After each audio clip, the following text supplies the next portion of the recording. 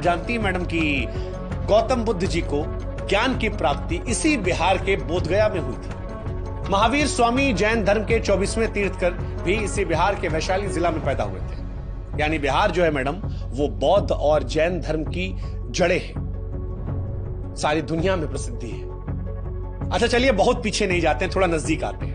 1857 की क्रांति के बारे में तो मैडम सुना ही होगा आपने, हो सकता पढ़ी भी हो। 1857 की क्रांति में बिहार के वीरों ने ही अंग्रेजों के खिलाफ बढ़ चढ़कर हिस्सा लिया था। चलिए किसी को ना जानती होंगी, सैलरी तो आता होगा ना मैडम, सैलरी में नोट पे जो बापू जी बने होते महात्मा गांधी जी, उनको तो जानती होंगी ना। हाँ, महात्मा गांधी जी ने भी आजादी की लड़ाई इसी बिहार के चंपारण से शुरुआत की थी, सत्याग्रह किया था। और यही सत्याग्रह चंपारण से शुरू हुआ था, वो बाद में अंग्रेजों के खिलाफ एक बहुत बड़े आंदोलनों में सीख रहा। मैडम जिस बिहार के सिविक सेंस पर आप गंदे गंदे भद्दे भद्दे अश्लील कमेंट्स कर रही थी ना, उसी बिहार से निकला हुआ एक व्यक्ति भारत का पहला राष्ट्रपति बनता है। नाम तो सुना होगा आपने, डॉक्टर राजेंद्र प्रसाद। हाँ, डॉक्टर राजेंद्र प्रसाद, पढ़ा भी होगा, शायद पढ़ाया भी होगा। इसी बिहार के सीमांत से थे मैडम। जेपी का नाम सुना मैडम आपने? जयप्रकाश नारायण, एक ऐसा नेता जिसने बिहार की भूमि से एक ऐसी चिंगारी जलाई थी जो दिल्ली पहुंचते पहुंचते ज्वाला बन गई और देश की प्रथम महिला प्रधानमंत्री इंदिरा गांधी जी की मजबूत सरकार का तख्ता पलट करवा दिया था। भ्रष्टाचार के खिलाफ आजाद भारत का जो सबसे पहला सबसे बड़ा आंदोलन था, इन्हीं जेपी की अगुवाई में हुआ था। आज देश में बहुत नेता मैडम जो जेपी के चेले चपाटे हैं, वो जेपी जी भी बिहार से ही थे। पता नहीं मैडम, एक शिक्षक होते हुए आपको बिहार की शिक्षा और साहित्य के बारे में कितना मालूम है, लेकिन हम आपको बता दे रहे हैं कि सिविल सेवा की परीक्षाओं में भी बिहार का हमेशा से दबदबा रहा है।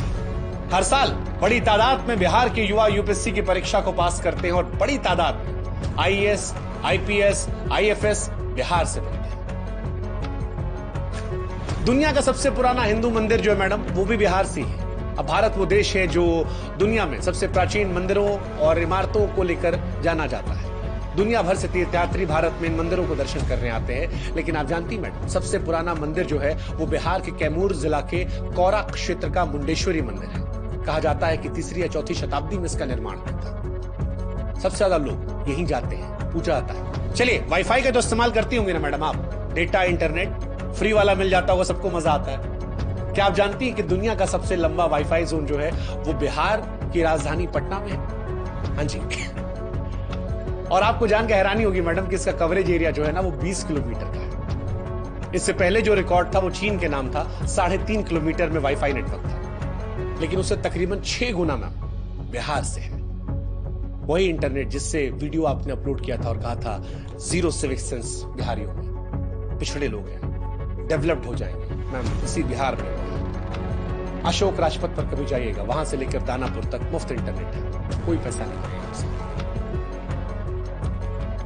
बिहार सबसे पिछड़ा। दुनिया का सबसे बड़ा ऊंचा लंबा स्तूप जो है वो भी बिहार में मैडम, बिहार राज्य में ही केसरिया स्तूप, गूगल कर लीजिएगा, सबसे ऊंचा और सबसे बड़ा बौद्ध स्तूप है। चंपारण जिले में पटना शहर से लगभग 110 किलोमीटर उत्तर में केसरिया कस्बे में मिलेगा।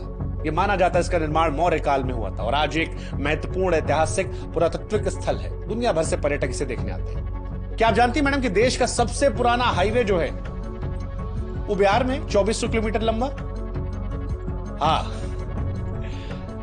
मतलब आपको हैरानी होगी, दक्षिण एशिया के सबसे लंबे और पुराने रास्तों में से हावड़ा के पश्चिम में स्थित बांग्लादेश के चटगांव से शुरू होता है और उसके बाद वर्धमान, आसनसोल, सासाराम, प्रयागराज, कानपुर, कन्नौज, एटा, अलीगढ़, बुलंदशहर, गाजियाबाद, दिल्ली, पानीपत, करनाल, अंबाला, लुधियाना, जालंधर, अमृतसर, पाकिस्तान के लाहौर, रावलपिंडी होते मैडम अफगानिस्तान के कंधार तक ये जाता है ना, वो भी बिहार में ही मैडम।